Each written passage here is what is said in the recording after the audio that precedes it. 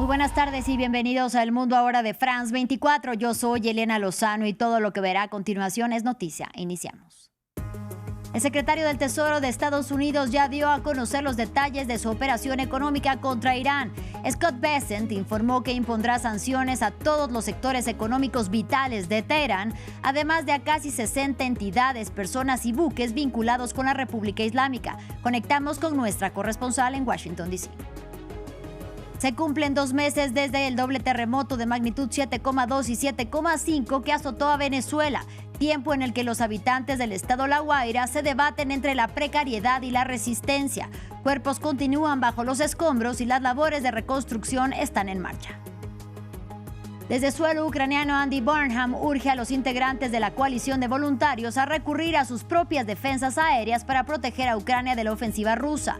El llamado del primer ministro británico ocurre en el día de la independencia de Ucrania, marcado por ataques entre Kiev y Moscú.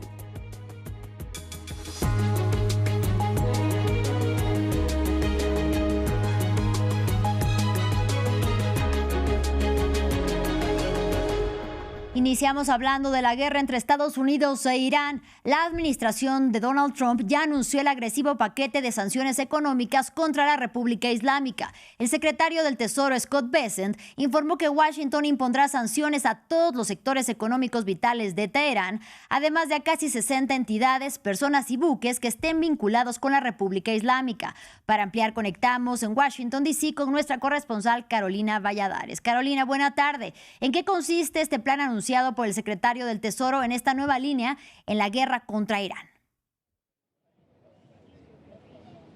Lo cierto es que aquí desde Washington esperábamos sanciones secundarias y por ahora parece que el Departamento del Tesoro y la Casa Blanca han decidido esperar. Lo que han dado es un plazo, un tiempo a los países, a las empresas que ayudan, según la Casa Blanca, a convertir el petróleo iraní en dinero, es decir, que auxilian a la República Islámica.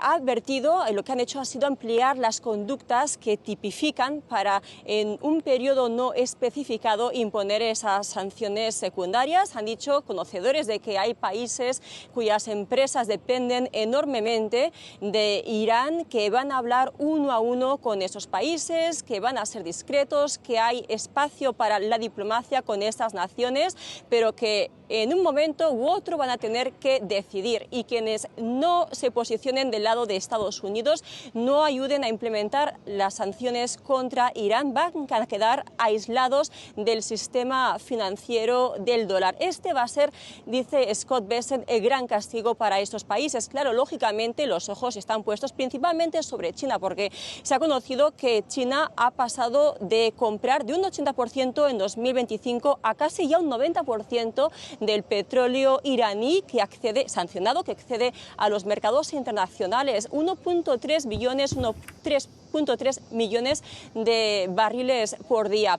También hay que mirar a China, a India, que depende comercialmente de Irán, y a otras naciones de la región de Oriente Medio, como a los Emiratos Árabes Unidos, o también a Qatar. Qatar, por cierto, un país que ha estado ejerciendo de mediador durante meses. Así que tendrán que elegir de qué lado de la balanza se posicionan. Será difícil ver qué va a hacer China, país con el que Estados Unidos ya tiene una relación tensa actualmente.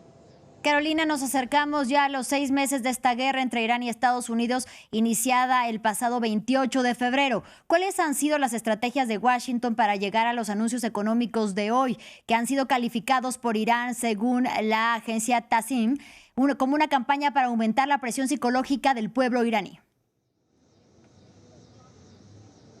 Aquí ciertamente lo que llama la atención es que, a pesar de que Estados Unidos anunció el inicio del mayor acorralamiento financiero de la historia, lo que parece es que otra vez la casa está prácticamente comprando tiempo, porque esas sanciones secundarias que muchos países temían no han sido impuestas. Hoy vuelve a hablar de plazos, de tiempo, pero no da fechas, con lo que nos encontramos en un escenario en que, si bien algunas empresas de terceros países y países podrían cualificar para esas sanciones, hay un margen de tiempo para negociar. Dice Bessent que va a haber espacio para la vía diplomática con estos países, con lo cual es un periodo de tiempo en el que fácticamente Teherán todavía no está acorralada, en el que todavía el estrecho de Hormuz, la vía militar, todavía sigue sobre la mesa porque el despliegue del Pentágono, del CENTCOM, sigue vigente en las aguas de Oriente Medio, en la que el tráfico de buques comerciales sigue siendo más bajo de lo que era y en el que la campaña militar del Pentágono, al menos hasta el 21 de julio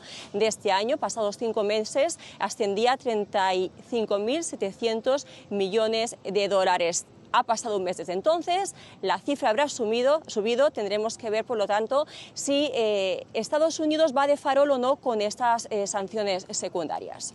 Carolina Valladares, gracias por la información desde Washington, D.C.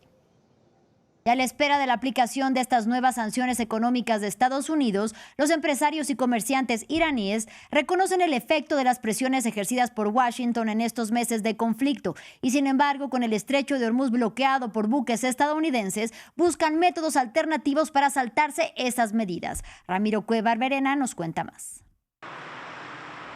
Preocupación en Irán por las sanciones de Estados Unidos.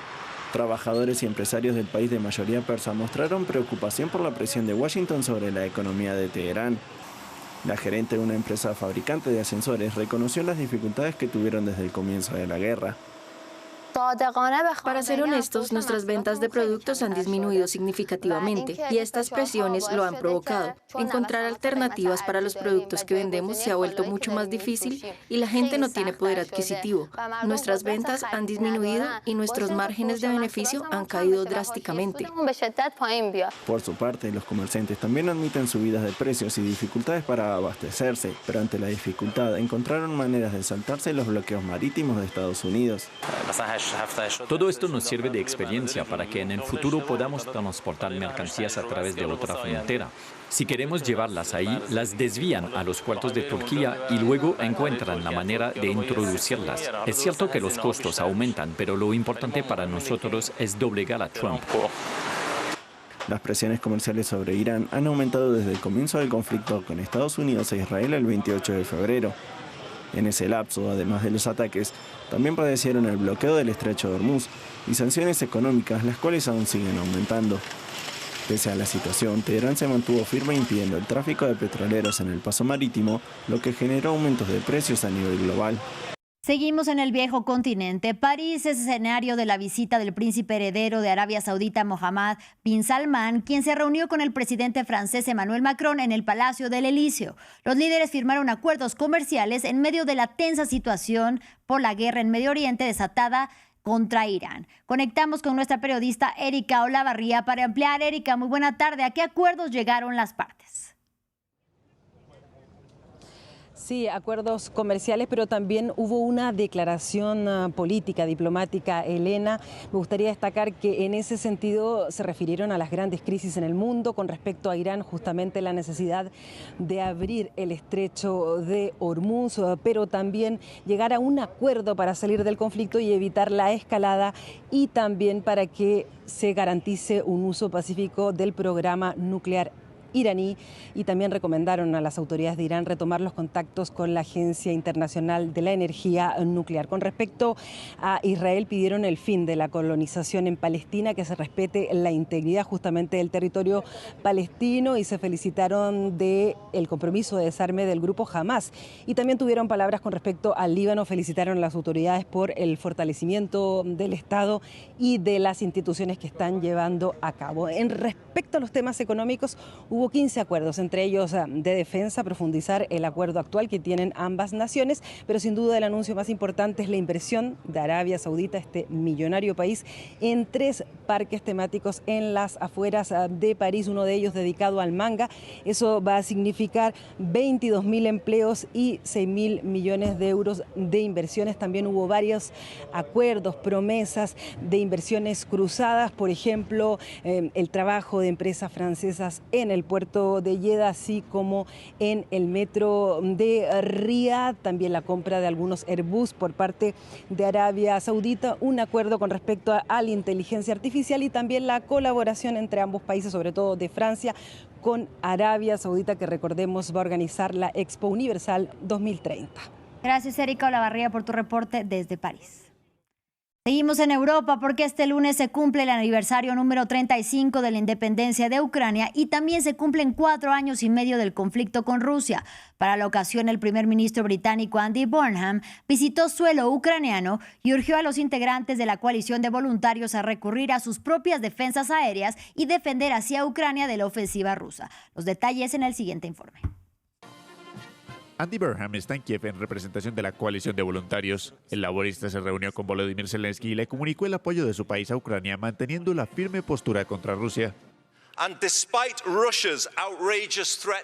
A pesar de las escandalosas amenazas de Rusia hacia mi país, seguiremos apoyando la defensa de Ucrania. Sé que necesitan más ayuda para proteger el espacio aéreo y a la población civil.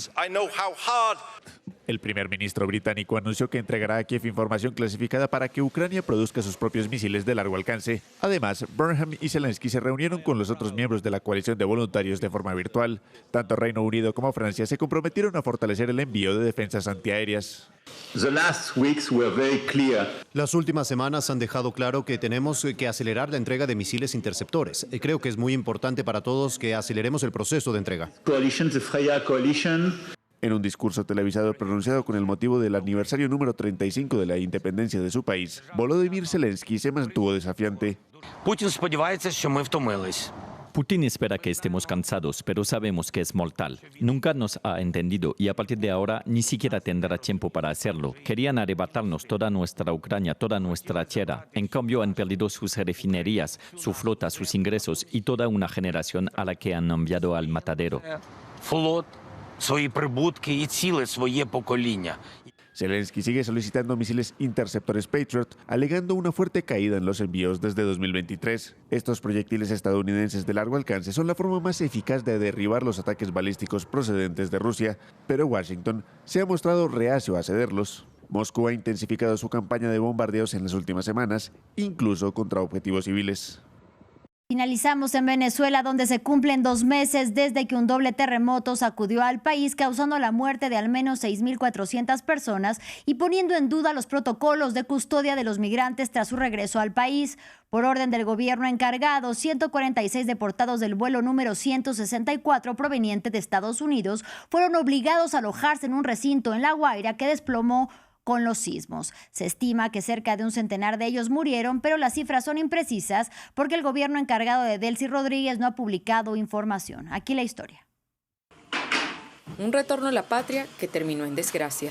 Adela y su familia no han parado de buscar el cuerpo de su primo Jonathan Lamus, deportado en el vuelo número 164 desde Estados Unidos a Venezuela el pasado 24 de junio.